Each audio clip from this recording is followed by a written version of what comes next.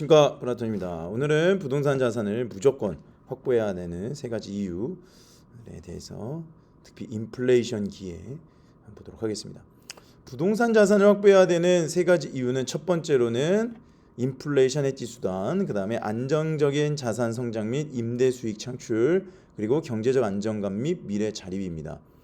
이 인플레이션으로 인해서 화폐가 지금 엄청나게 삭제당하고 있죠.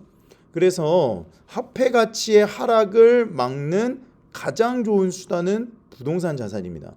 왜냐? 인플레이션 시기가 오고 금리 인하, 인상 이게 왔다리 갔다리 하면 올해 주식처럼 확 올라갔다가 개미들 달라붙는 확 떨어지고, 그렇게 되면 또 무서워서 돈 빼고, 그러면 순식간에 돈이 삭제당하거든요. 사실 부동산의 가치도요, 주식과 크게 다르지 않아요. 왔다리 갔다리 하는데, 문제는 뭐냐면 정부에서 최소 2년 이상 보유하지 않으면 양도세를 그냥 60% 막 70% 때립니다. 거기다가 뭐 중과 막 붙이고 그러면 남는 게 아예 없어요. 잘 팔리지도 않을 수도 있고. 그렇기 때문에 부동산은, 그리고 내가 들어가서 살잖아요. 아니면은 임대를 주지 않습니까? 무조건 보유를 해야 돼요. 그러니까 최소 2년에서 10년, 평균적으로 한 7, 8년 보유한다고 하거든요. 여러분, 주식을 7, 8년 보유한 사람들 어떻게 되는지 보셨습니까? 엔비디아 같은 경우에 8년 버텼더니 어떻게 되던가요? 비트코인 8년 버텼더니 어떻게 되던가요? 수익률로 따지면은 어떻게 보면은 부동산이 가장 적을 수가 있지만, 부동산은 흔히 말하는 갭 투자, 전세 보증금을 레버리지로 사용해서 들어가는 나의 자산이 한정되어 있기 때문에, 풀로 아니라는 거예요. 전체 대비 내 자산이 한정되어 있기 때문에 수익률, 내가 투입한 수익률에 대해서 전체 상승분을 먹기 때문에 그런 부분에 대해서는 굉장히 덜 위험하다. 그런데 문제는 뭐냐? 하락기에 욕심을 부리다가 잘못 걸려들면은 역전세를 맞거나 이래서 내 돈이 쏟아 더 들어가거나 경매로 넘어갈 수도 있는 수단이 되죠. 그런데 오래 보유할 수가 있어요. 그리고 최대한 내가 넣었다 뺐다 하면서 돈이 삭제당하지는 않습니다. 그리고 결국에는 회복이 돼요. 그렇기 때문에 이 인플레이션 해지 수단으로서 가장 좋은 탁월한 것이 부동산이잖아요. 그럼 많은 분들 물어보십니다. 내가 부동산을 자산을 만들기 위해서 코인도 해서 주식도 해서 엄청 돈을 많이 불려서 강남 한 번에 들어가고 한강벨트 한 번에 들어가려고 이거 하는 거 아니냐. 다들 그런 마음으로 일확천금을 빠른 시간 안에 돈을 불리고자 주식을 하기 때문에 안 되는 거예요. 시간에 녹여내야 되거든요. 그렇기 때문에 우량주를, 특별히 오늘 요즘 같은 경우에는 AI나 나중에 우리가 구글이나 이런 것들도 볼 텐데, 구글을 작년에 딱 사서 가만히만 갖고 있었어도 50% 이상 수익, 3개월 만에 벌써 50%가 넘게 올랐거든요. 구글 같은 경우에는. 그런데 한 방에 오를 거를 예상을 안 하고 다른 거, 한 방에 오를 거를 상상하고 다른 잡주들을 샀다. 그러면은 또 돈 삭제 당하는 겁니다. 그러니까 우리는 인플레이션이라고 하는 것을 무조건 시간에 녹여내야 되는 건데 조급하면 안 된다는 것입니다. 그리고 만약에 내가 가용 자산 금액, 예금이나 그런 금액이 적다면 내가 할 수 있는 방향 안에서 일단 부동산 자산을 매입을 해야 됩니다. 경기도뿐만 아니라, 경기도도 비싼 지역이 있고 아직 저평가된 지역이 있단 말이죠. 그 저평가된 지역에 1억 이하로도 들어갈 수 있는 지역이 굉장히 많아요. 그런 지역을 들어갈 수 있도록 도전해야 된다는 것입니다. 그래서 일단 작은 자본이라도 아파트 자산을 먼저 확보를 하고 거기서부터 차근차근 올라가야 돼요. 안 그러면 요즘같이 노동력이 완전히 녹아버리는 시절에 내가 주식으로 한판 해보겠다, 4,200에 들어간 사람들 어떻게 됐습니까? 지금 다 반대매매 들어가가지고 홀라당 돈 다 날라갔습니다. 지금 어떻게 되겠어요? 그렇기 때문에 인플레이션 해지 수단으로 부동산을 내가 가지고 있는 자산, 예산, 안에서 구입을 해야 된다는 거예요. 그리고 지금은 토어제로 묶여가지고 갭 투자, 전세를 레버리지로 해서 투자하는 것이 서울이 차단되어 있고 경기도 일부 지역이 차단되어 있잖아요. 그러니까 이것을 아는 사람들은 비규제 지역으로 가는 겁니다. 왜냐하면 어마어마하게 많은 돈이 많이 풀리고 정부에서는 주식을 하라고 하는데 이번처럼 그런 일들이 한두 번 일어날까요? 강세장에서도요. 강세장이 오히려 돈 벌기가 더 힘들어요. 왜냐? 나 주식 안 해 이러다가도 막 올라가는 거 보면 확 달려듭니다. 그럼 어떻게 되는 거예요? 내가 들어오면 확 떨어지잖아요. 그걸 버틸 수가 있냐고요. 한 번에 막 조정 오면은 15에서 20% 오는데 그럼 못 견딘단 말이에요. 만약에 내가 1,000만 원을 모았다. 넣었어요. 갑자기 마이너스 2, 300 찍으면 여러분 버틸 자신 있으십니까? 못 버텨요. 그렇기 때문에 사팔 하다가 결국에는 다 날아가는 일들이 일어난단 말이에요. 그럼 1,000만 원 가지고 뭐 합니까?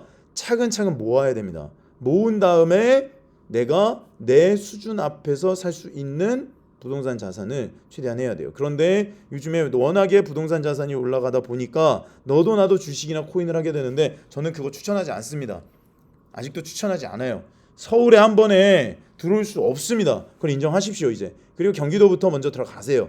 그리고 거기서부터 차근차근 올라오는 방법밖에 없습니다. 이제는. 아니면 부모님 도움밖에 받을 것이 없죠. 그래서 왜 그러냐면 실물 자산은요. 그 가치를 비교적 유지하거나 상승시킬 수 있어요. 상가하지 마시고 토지하지 마시고 처음 하시는 분들은 무조건 아파트부터 하셔라. 그래서 현금을 보유하기보다는 부동산으로 자산을 옮겨두는 것이 인플레이션 시대 자산 가치를 하락 방어하는 효과적인 방법입니다. 우리가 앞에서 봤잖아요. 환율이 지금 미쳐 날뛰고 있지 않습니까? 어쩔 수가 없어요. 이게 전세적인 트렌드. 우리나라를 만을 막 욕하시는 분들 계시는데 저도 뭐 이 정권을 딱히 좋아하는 것은 아니지만 지금 우리나라만 그런 게 아니에요. 전 세계적으로 국가자본주의로 넘어가고 있는 재정정책으로 국가자본주의를 넘어가고 있는데 왜 그러냐면은 국가의 빚이 너무 많아요. 그래서 국가의 빚이 많으면 방법이 없습니다. 인플레이션을 일으키고 삭제시켜야 돼요. 그래야 나라가 살거든요. 나라가 살기 위해서 국민들을 희생시키는 겁니다. 그리고 몇 가지 섹터에 돈을 집중적으로 투자를 하는 것이죠. 그래서 안정적인 자산, 성장, 임대 수익까지 창출할 수 있다는 겁니다. 부동산은 주식과 같이 급격한 변동성이 적어요. 왜냐? 시간을 오래 가지고 있기 때문에. 사실 아마 일별로 거래를 하게 되면 부동산도 장난 아닐 겁니다. 왜냐하면 여기 규제책도 막 들어오면 뭐 훅 들어왔다 훅 올라갔다 이런 게 있거든요. 그런데 시간에 녹여내는 자산이기 때문에 변동성이 적게 느껴지는 겁니다.